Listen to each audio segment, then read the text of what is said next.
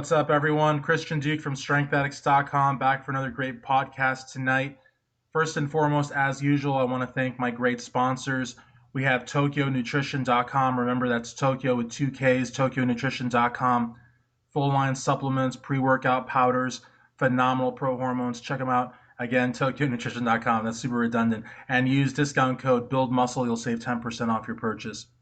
Next, I want to thank Muscle Elements. Now, their URL is muscle-elements.com. They have a phenomenal protein powder simply known as The Truth, all natural, hormone-free, no artificial sweeteners.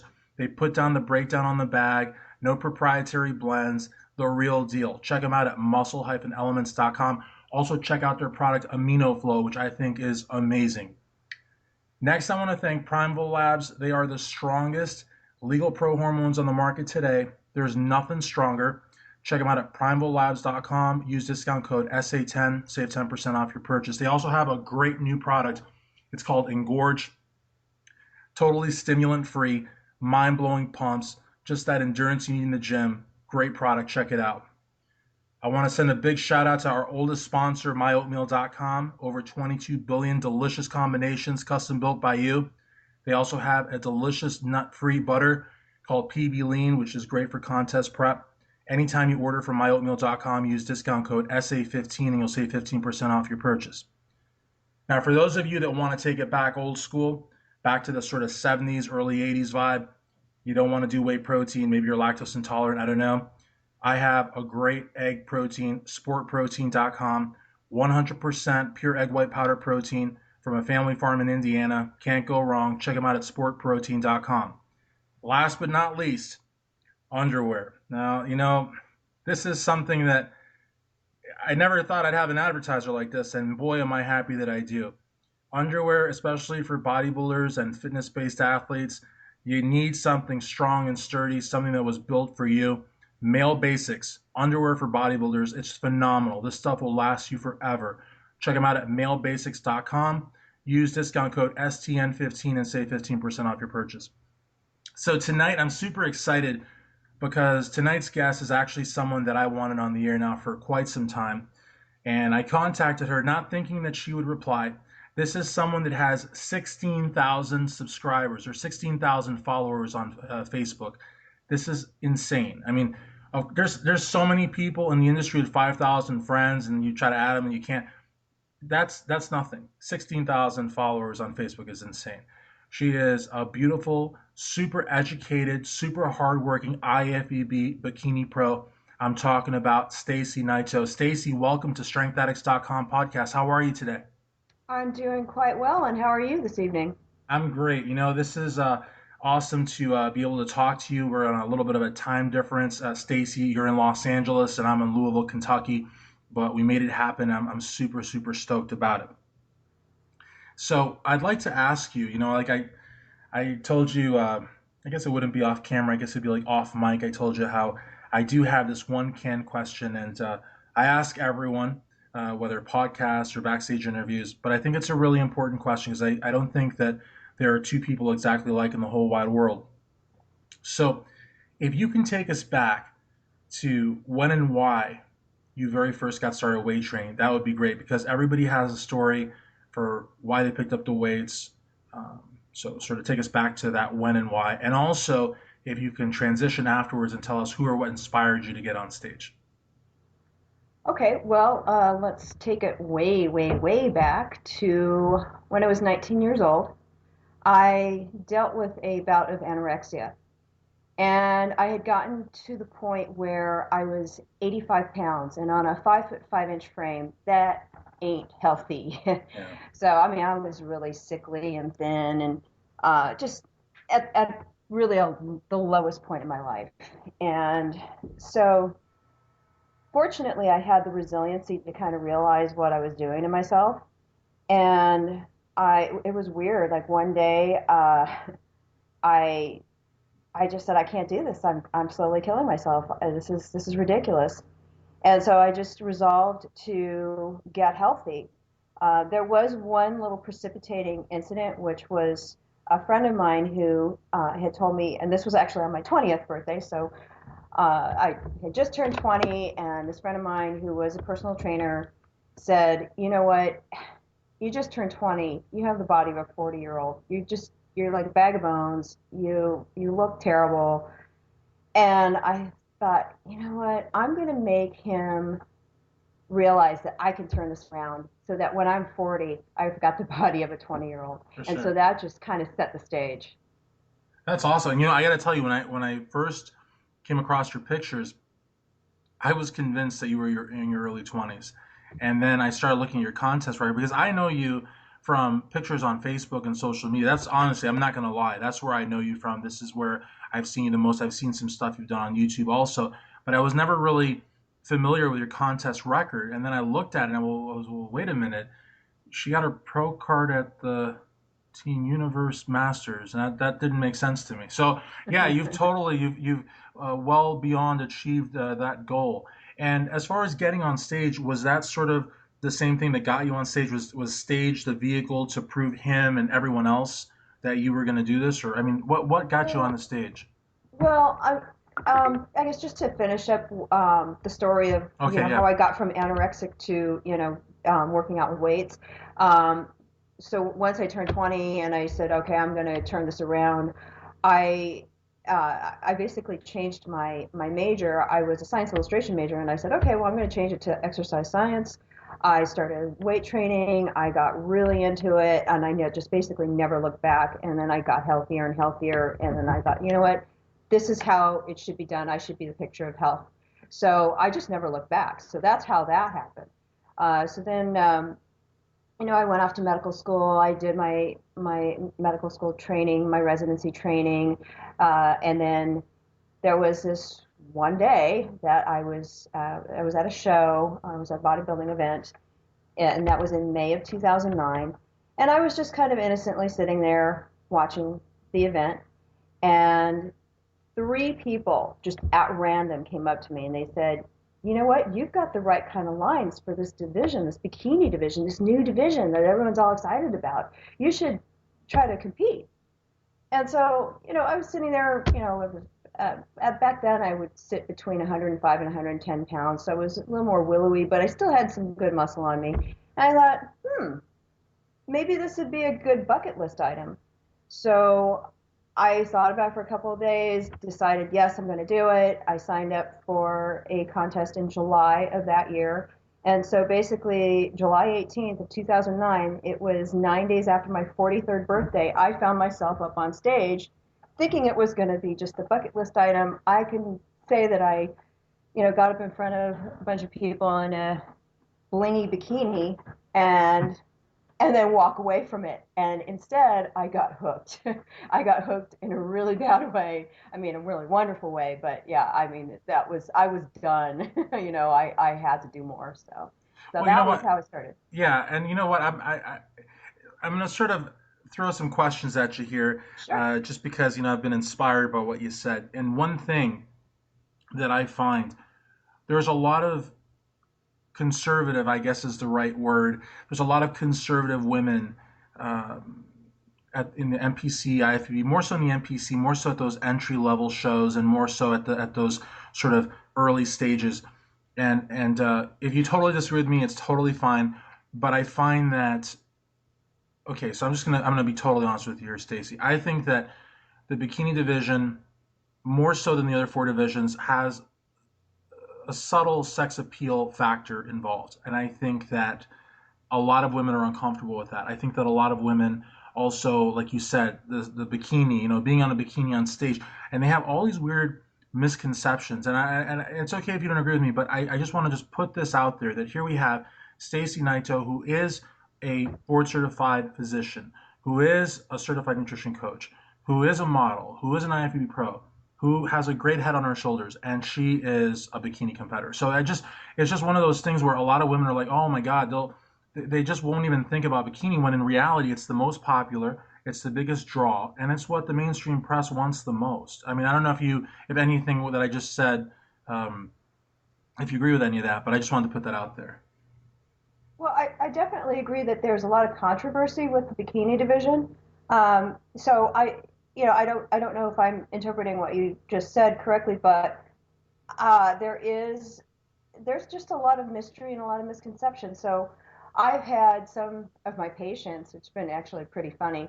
Some of my patients will say, "Oh my goodness, you know, I just saw these pictures of you in a bikini online, and it's just so weird because you're my doctor, and I don't know how I feel about this." And I'm thinking, okay, you know what? It's just me in a bikini. Like Absolutely. you just need to chill out and relax. I mean, I'm expressing my power as a woman, and there's nothing wrong with me doing that. I mean, that's one of the most wonderful things about getting up on stage, regardless of the division. But I think with the bikini division, slightly more, only because it's so much more accessible, you know, because you don't have to be muscle bound.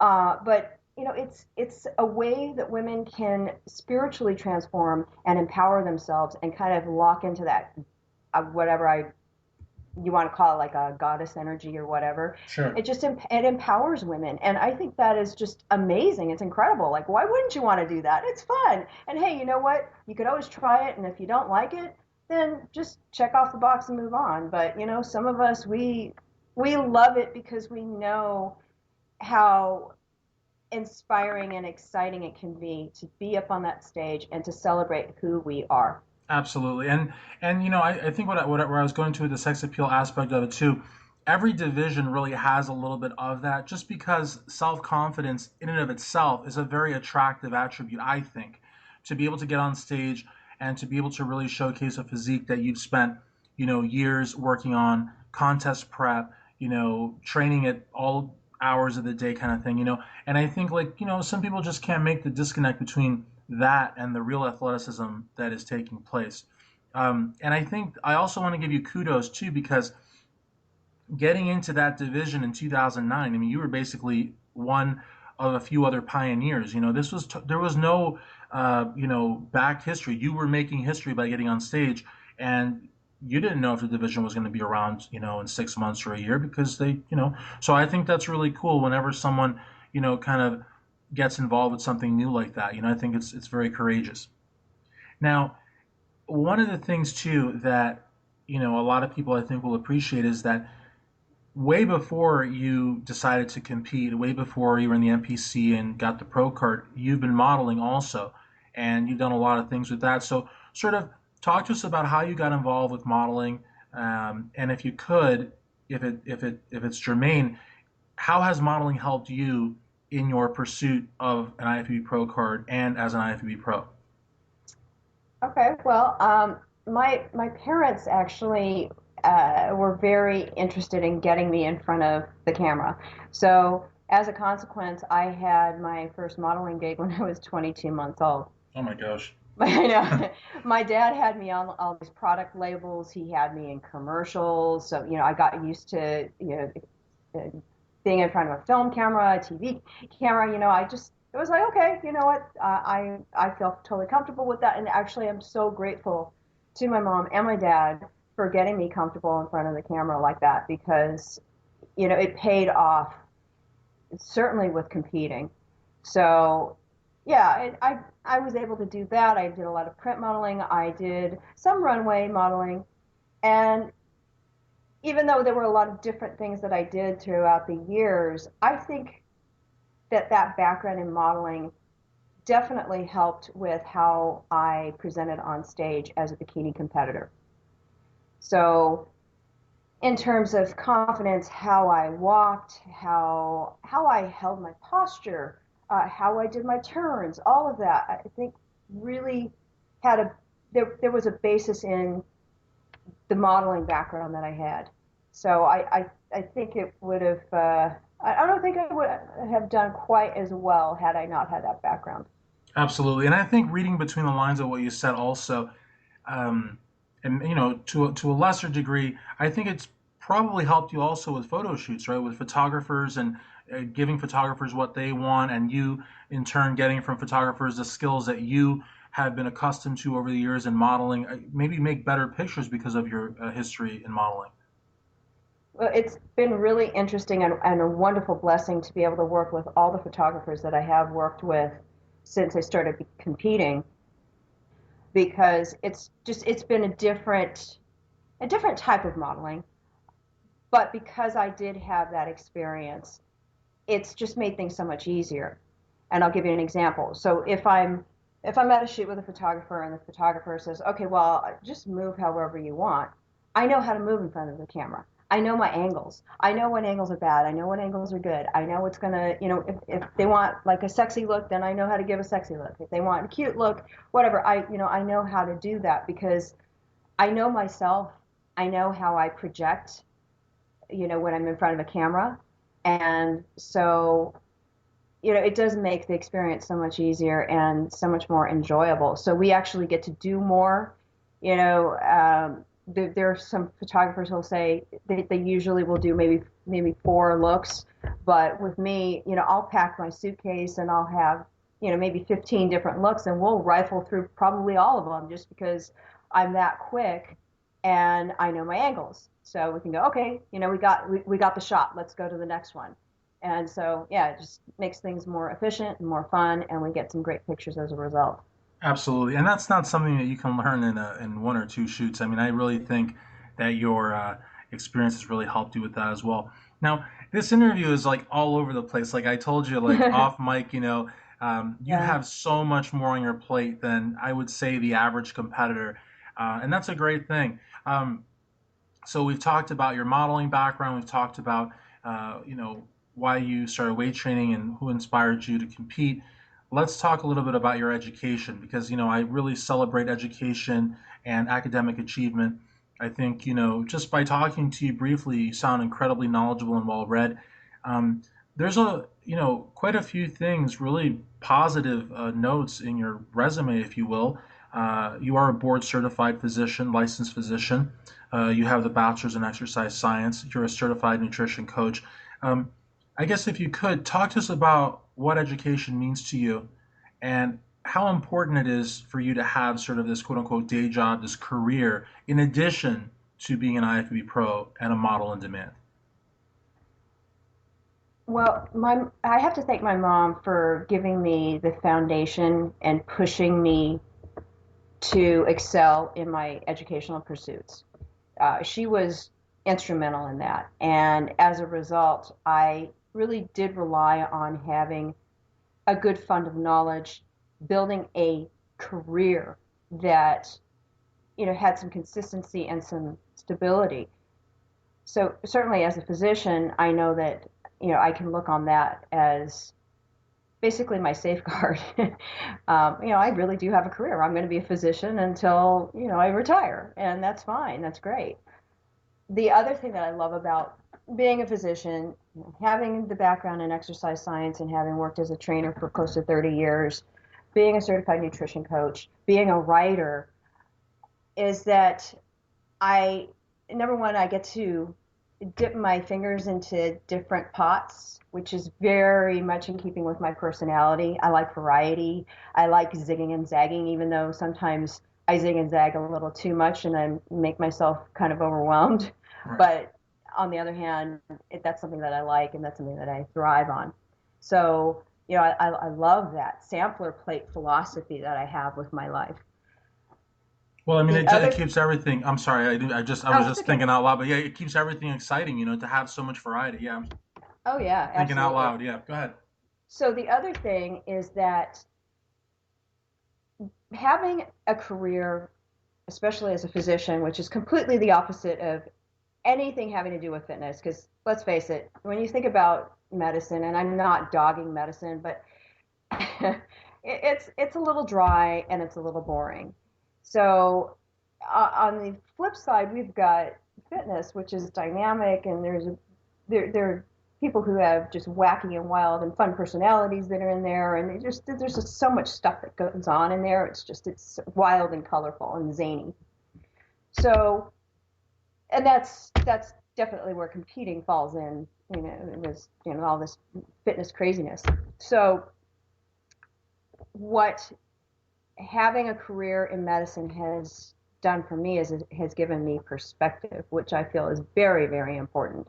I like the fact that I'm a doctor by day and I'm a fitness badass by night or whatever, or on the weekends or whatever. Right. I get to kind of live a fantasy life. It's almost sort of like a a female version of Superman, I've got my, and then female version of Clark Kent is basically Dr. Naito, and then, the nighttime version is, super badass chick, whatever. For And I sure. love it.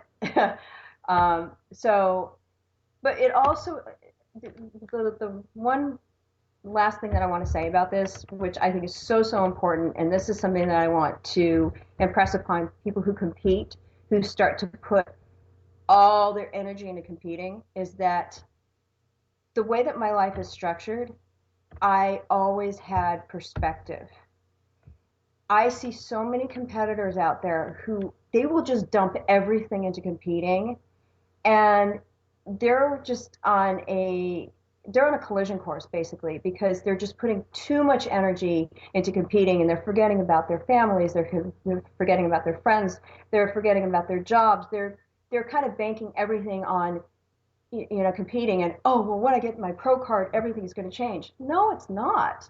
You got to build a framework now. Those building blocks have got to be in place now, and you also have to have something to fall back on.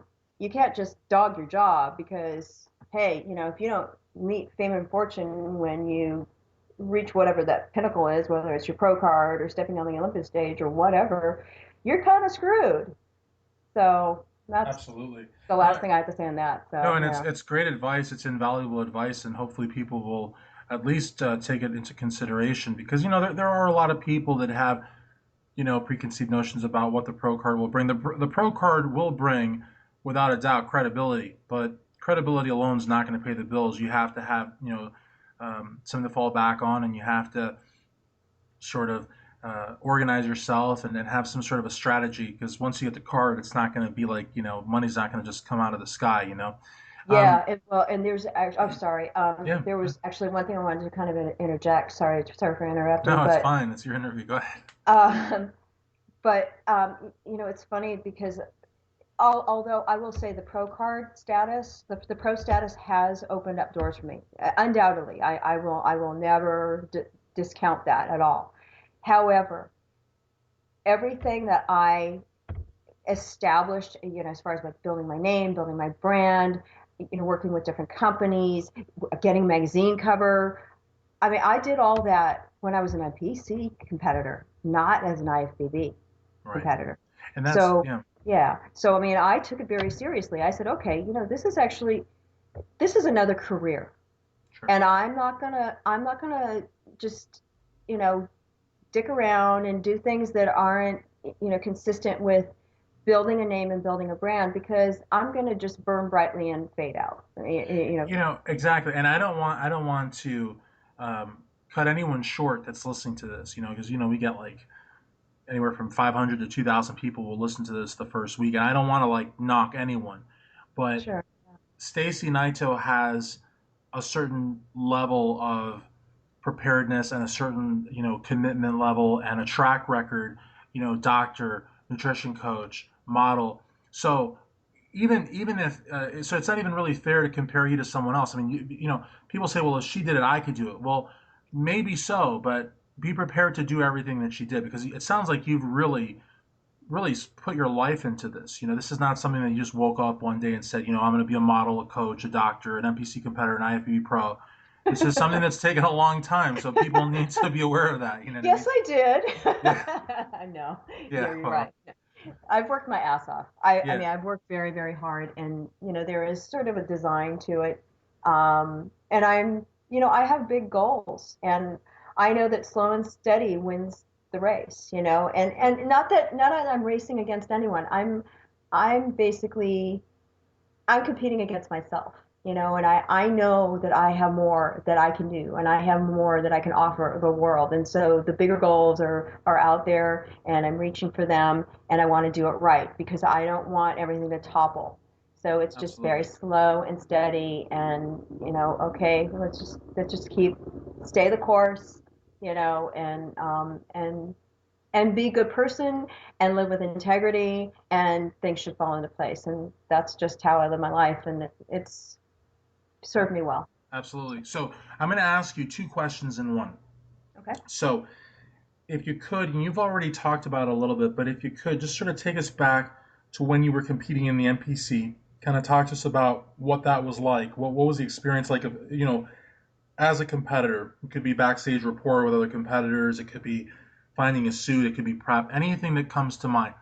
And then also for those, and you sort of touched on this also about not putting everything, into the pro card, or not putting everything into getting the pro card in the time frame that you want to get it. Sort of just enjoying family and friends. But what advice? So first part of the question is what memories you have from your NPC days that stand out. Second part of the question is what advice do you give to people that, particularly ladies, particularly bikini or any of the women's divisions, that are on the top cusp of that national level NPC, so close to getting that pro card, like you were in 2011, like you were in 2012, but didn't get it? What advice do you have for them? So memories from the NPC and advice for those top tier NPC national level competitors. Okay. Well, I would say that, my fondest memories, or my most prominent memories of competing in the NPC were really forging wonderful relationships. And I know that that sounds corny and cheesy, but honestly, I have made some of the best friends just by competing. I've met wonderful people, and I'm so very blessed to know all of these people. That they like my buddies, my fit family. So that's really just been an awesome feature of competing in the NPC, and certainly also in the IFBB. So I know that's a little brief, but that's the most prominent thing for me. For So sure. now, with respect to talking to competitors who are on that top rung, who are probably just beating down, they're beating down that door like, come on, just give me a pro card. Believe me, I've been there, done that. I was actually at 14 pro qualifiers before I got my pro card. And I Wow. was starting to get really discouraged. Yeah. So I'll talk a little bit about my personal experience, and then I'll turn it back to Please do. those Yeah, for competitors. sure. Yeah. So I kept showing up and kept thinking, oh, maybe this is it. Maybe this is the event. Maybe this is the contest where I'm going to get my pro card.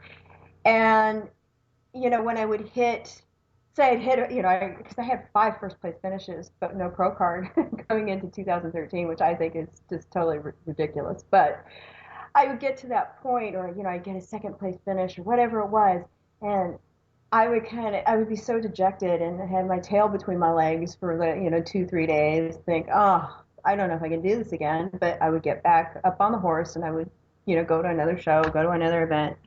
I just kept doing it because it was something I was passionate about. But there was one little feature that I remember that kind of pervaded all of those events leading up to Team Universe in 2013, and that was that there was almost like a little hint of desperation, like like I was the kid at the back of the class raising her hand, going, pick me, and never getting picked. So coming into 2013, I did a warm up contest. I was at the NPC Metropolitan. I ended up placing third there in my class. And I thought, okay, it's a good warm up.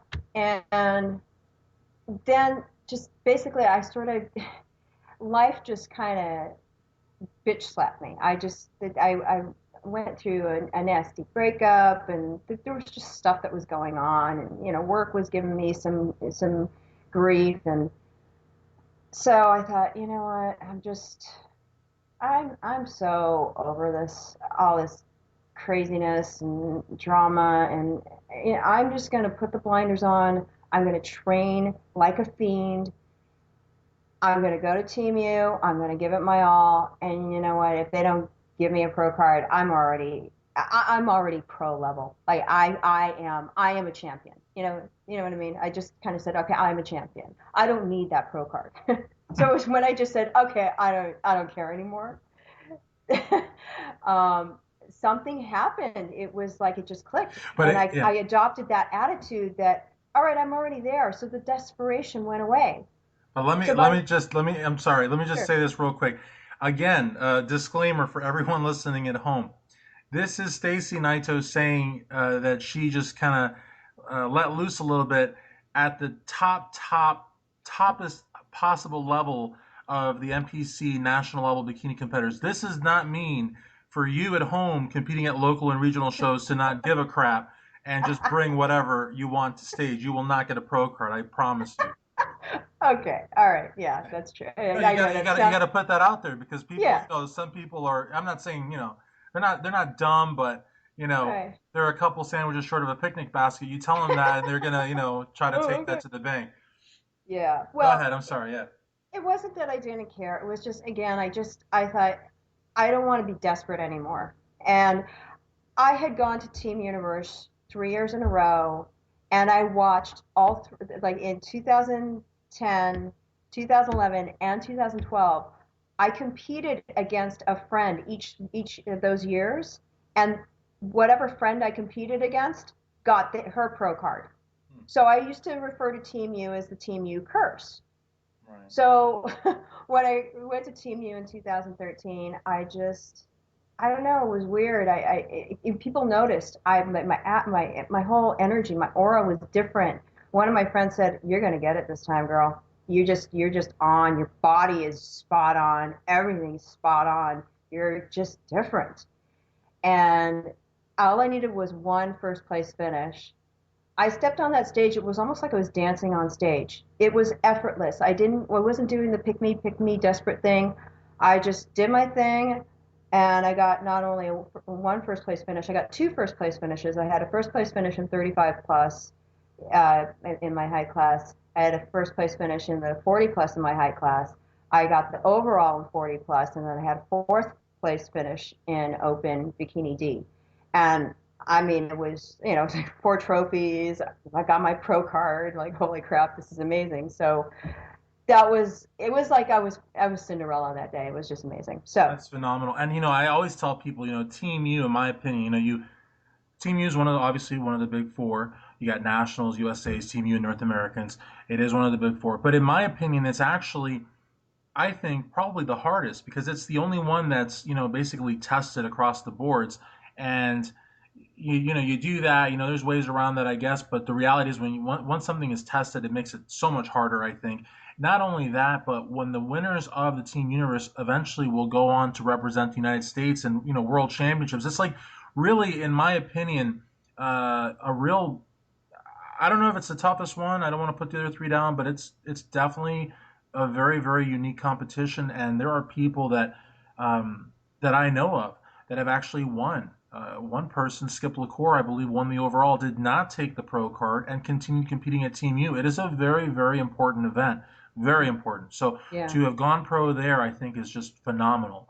Well, it Um, was great. Yeah, and especially with the TVU curse, it was just kind of funny to me. I was just kind of chuckling about that. So, but for yeah, sure. I mean, but sure, but it took me 14 pro qualifiers. Yeah. And I do see these girls who are they're right there. They're just right there.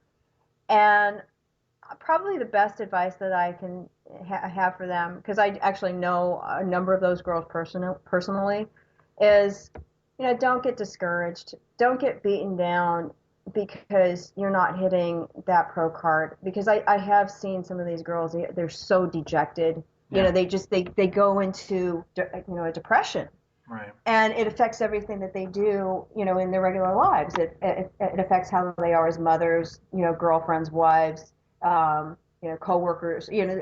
It affects every part of their lives, and not in a good way. And so, I would say to them, you know what, if you're going to keep competing, then fine, great, give it your best, absolutely, but don't let it be the end all be all of your existence. Don't let Yeah. it get you down. Don't let it get you so depressed that you can't even function. Absolutely. I really wanted to ask you the question because I think honestly we could do a whole show just on this. We could write books about it. I mean, Oh yeah. it really is for men and women, for both. It's just a very, very, bitter pill to swallow if you're so close. And I also feel bad for the judges also because, you've got someone like I told you, when we spoke another time, it's like I think the judges, in a huge respect, are just trying to humor the athlete or trying to give the athlete some kind of an opinion. But in all honesty, when you're at the top three at the national level and you ask a judge, "What can I do to win?" I don't know that the judge can give you an answer because there's really it. That's where the subjective aspect of the sport comes into play, and that's really apples and oranges. So you could be the best apple. If they want oranges that night, you're not going to get a pro card, and there's really not anything a judge can tell you at that point. So it's kind of like, you don't have an answer. You have to go Yeah. back home and knowing you were the best apple, but you're not an orange, kind of thing. Right. Yeah, actually, I'll share with you just very briefly. There was a judge that I had spoken with right after the North American in 2012, and North American was a very good show for me. I competed there in 2010, 2011, and 2012, and I got first place finishes all 3 years. It's awesome. In 2011, it was a first place finish in Open, which was a miracle. That was amazing. But Sure. I I was at Olympia and I bumped into one of the judges. And I asked him that very question that you just mentioned.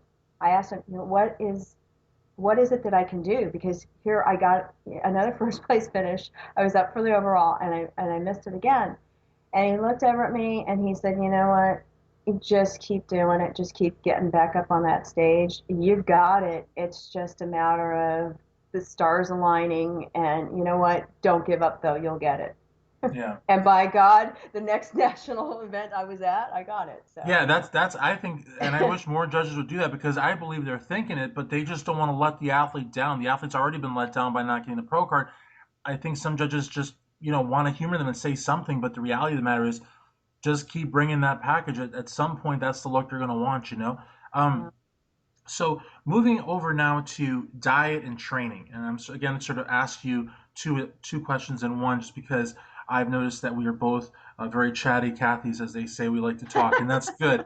Um, so as far as training goes, when you walk into the gym, sort of what are your goals in terms of the workout for the day? It could be I don't even like that term off season, but it could be your contest season or the regular part of the year, as far as weights, machines, as far as using exercises that incorporate your own body weight as resistance.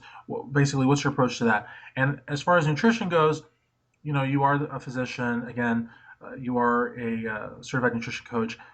Are you at in your, of course, an IFBB pro, are you at a level in your sort of competitive career, if you will, where you can eat according to feel, how macronutrients how your body's going to respond to macronutrients in proportion and at certain times, or are you still basically of the school of thought where you document everything and you measure everything? So basically, diet and training, what's your approach? Okay. With respect to training, it doesn't matter whether I'm getting ready for a contest or I'm quote unquote off season. I always train with intensity. I always train like a badass. I want to get it done, but I want to I mean, I want to be sweating and sore, but that's always my goal. I don't go in there and, I don't half-ass it. I never do, so. I love my weights. I usually stay away from machines. I would rather work out with, dumbbells, barbells. I love a Smith. That's a great apparatus to use. But, I go in there and I work out with intensity and people notice it. I mean, even just the other day, I had someone come up to me and he said, you know what, I'm so sorry to interrupt, but I just wanted to say I gotta give you kudos because you just train like you mean it. Like, oh, thank you. Yeah, that's how I always want to do it. So that's how my Absolutely. training is. As far as my diet, um, yeah, I have a very intuitive approach now. I mean, I know what my body needs. I know when it needs it. I don't sit there and, count all the macros. I have an idea of, what's going on. And actually there have been times when I've kind of tested myself, like, oh, I want to see if I got this right. And I'm just like on it, So, oh, this looks like it's about, 3.5, Hmm. yeah, Yeah. ounces, and put it on the scale and it's like 3.54. Oh, okay, So yeah, I feel pretty confident that I can just finesse it and use that intuitive approach. It works just fine for me. Absolutely, because it's also not, some people are sort of just obsessed with measuring raw and then cooked and what Hmm. time this and that, but they fail to realize how fast do they burn calories, different times of the day, how carbs and this and that, and there's just so much. Whereas I think you're sort of at a place where it sounds like you can pretty much play it by ear because you know how everything's gonna hit your body at different times. Yeah, yeah, But absolutely. again, that comes with being a nutrition coach and having all these years competing and being a model. Again, this is what works for you may not work for someone else. True. Um, Yes, now, absolutely. and also to sort of go back to what you were saying about training and that really nice compliment that you got. I think it's also important to mention that I myself have heard a lot of sort of these misconceptions about bikini competitors not being strong or not liking to train heavy. And I'll tell you something. I know quite a few bikini competitors that are actually powerlifting. They powerlift when they're not competing. I know some that do CrossFit when they're not competing. So Hmm. the reality of the matter is that uh, the size of muscle doesn't really have so much to do with how you train it. There's other things at play, and it's not just how much you lift or how often you lift. And I think the the more well-read people in the sport understand it. I think sort of the mainstream doesn't, but I know a lot of really strong bikini competitors, and you sound like you give it 110% in the gym, and I know you do because of the physique that you have. As far as posing, this is the last sort of meat and potatoes type question of the interview. As far as posing goes, one thing that I also find incredible. Oh, actually, before that, you had also mentioned the North Americans, and I also want to say Hmm. how cool the North American Championships are also because they are very popular with Canadian athletes and they're also very popular with Mexican athletes. It's a very Yes, big continental type event. So again, I love my nationals and I love my USA's, but they have to admit that North Americans and Team U are very, very unique in their own ways and they're great events. yes, So absolutely. going forward again, so in terms of posing, one of the things that I find to be extremely, extremely challenging about the bikini division is the fact that you guys have less poses, less mandatory poses than any of the other four divisions, but yet you still have to showcase your physique. You still have to, be good for the photographers and good for press. So, what's your approach to posing? I mean, do you uh, break down the poses, break down the walk? Do you scrutinize them? I mean, how do you practice, or do you practice posing for the stage during the year?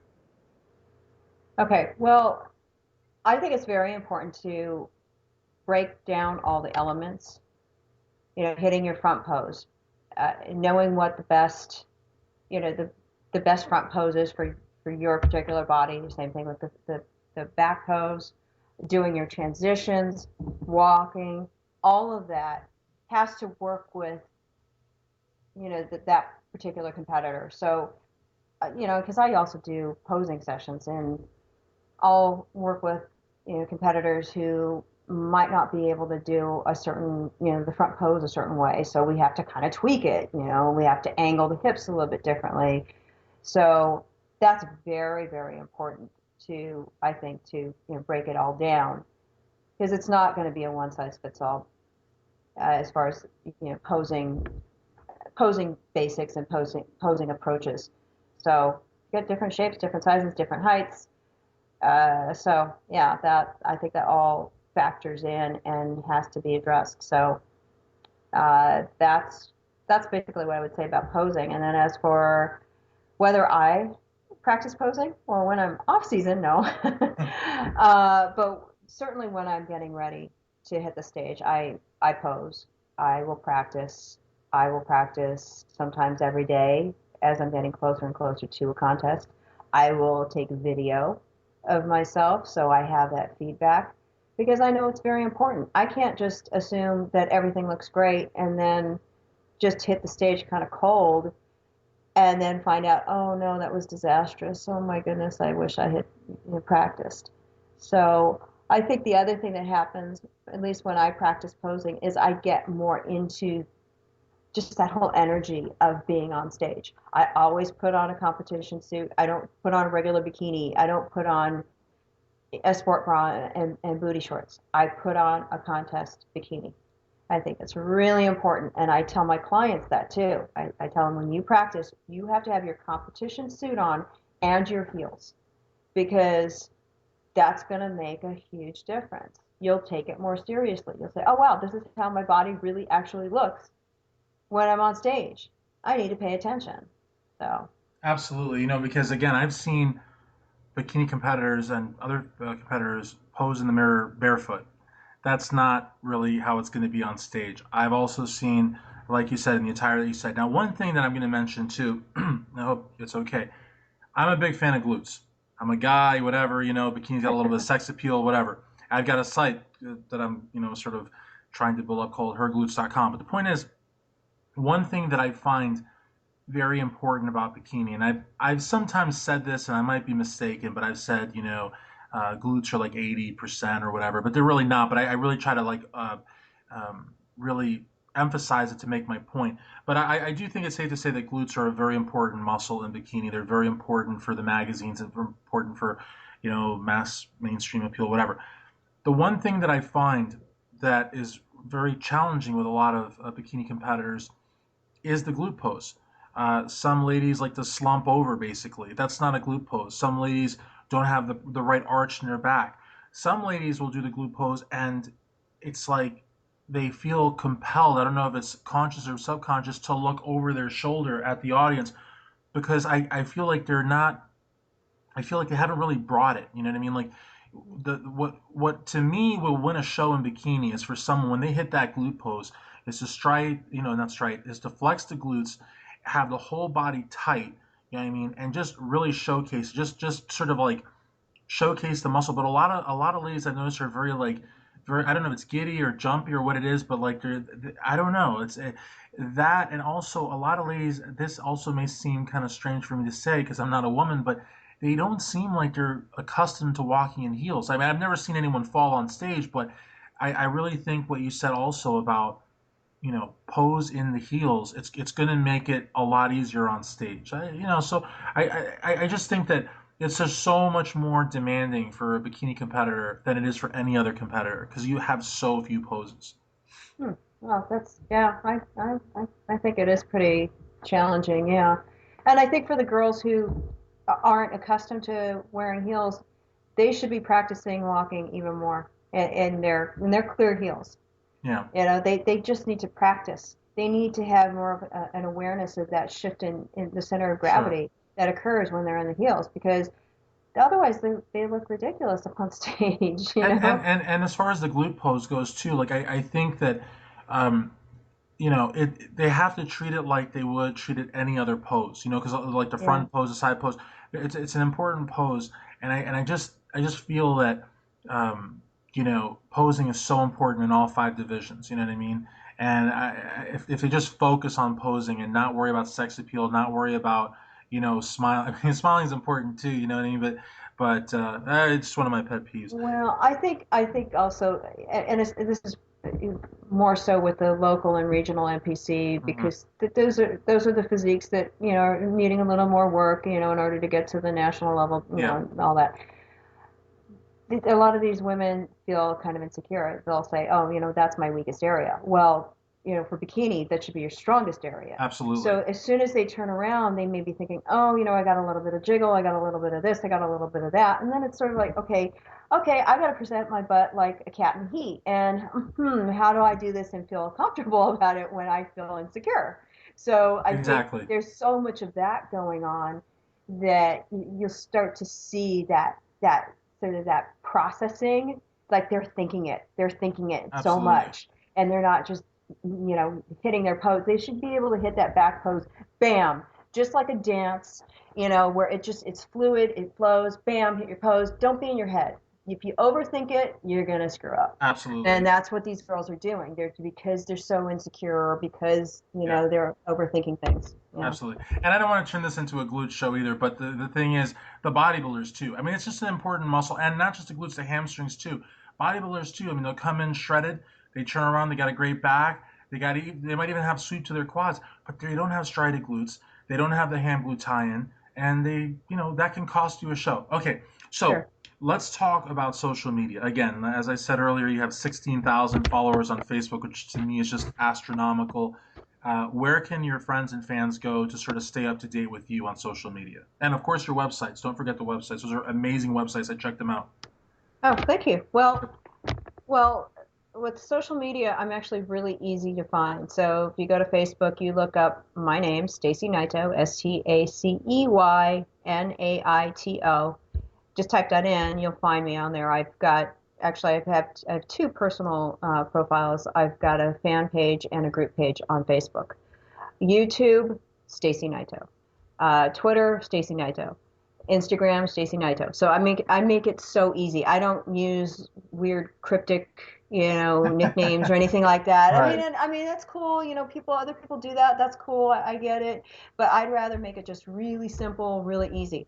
So in keeping with that, for people who want to find my websites, I earlier this year I put together a landing page, and that's really easy too. If you go to staceynaito.com, that's my landing page. My landing page has links to all four of my websites. So I have a fitness and self promo website. I have a blog that I post on every single day. So there's a blog entry every single day, and I've been That's doing that awesome. since December of 2012. I made a promise to myself that I would do that. It's crazy, but I've somehow managed to keep that promise. That's very cool. And then I have my nutrition and contest prep site, and then I have my medical site. And then there are links to the social media that I mentioned, Twitter, Instagram, and YouTube and Facebook at the bottom. And there's actually also a contact form. So for people who want to email me, they want to say hey, or they, whatever, they can go. I, What's I up, don't. girl? Yeah, Yeah. what's up? What's Yeah, happening? Yeah. for So sure. I just make it so easy so that isn't any question. How do I find you? Well, that is the secret to success. Oh my God, I stuttered. At 50 minutes, I don't stutter, but I stutter now.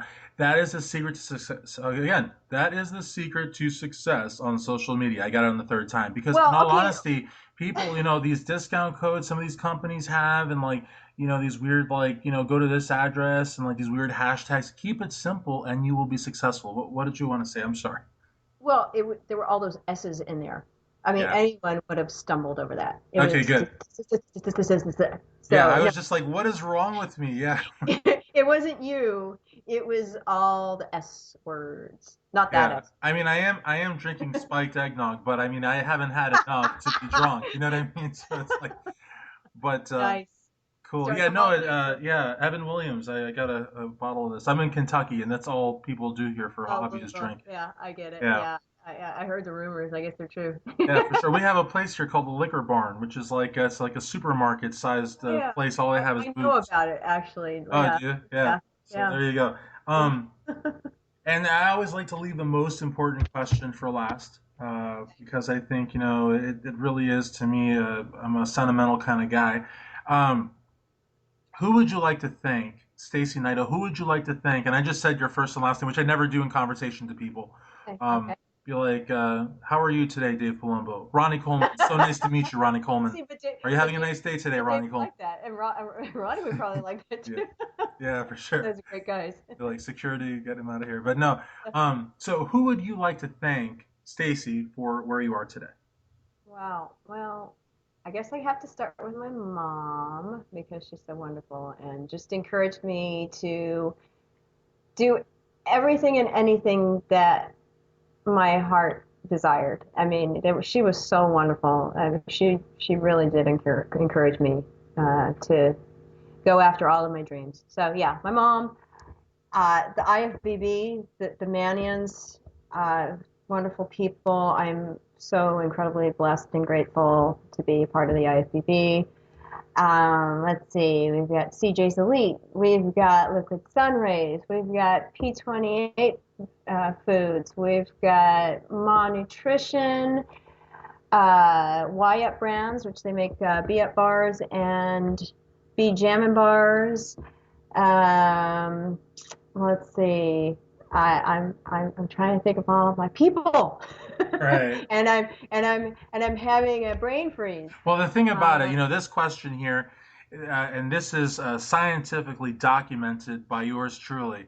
There is no possible way to thank everyone. We will end this podcast, and 10 minutes later, you will say, "Damn it, I forgot to mention this Yeah. person." So it's Yeah. like, So, so I yeah. mean, it sounds like you have a lot of great people in your camp, a lot of people pushing you, great My, parents.